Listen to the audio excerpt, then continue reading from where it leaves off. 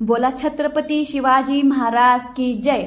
धर्मासाठी झुंजावे आणि झुंजूनी अवघाशी मारावे, असे शब्द कानावर पडले आणि दिवसाची सुरुवात शिवमय झाली। पूर्ण महाराष्ट्रामध्ये आज दौड चालू झाले।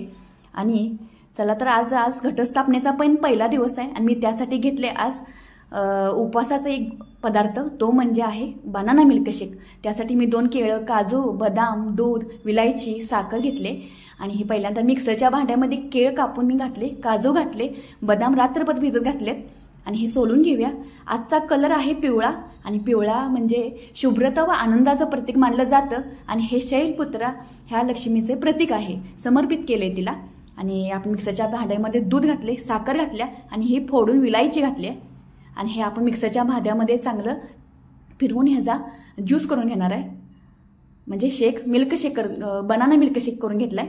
बघा तर उपास चालू झालेत आणि आपले उपासाचे सर्व पदार्थ आपल्याला 8 ते 9 दिवस आपण करणार आहोत आणि कालपासूनच मी टाकले, आज आहे मिल्कशेक केलाय मी।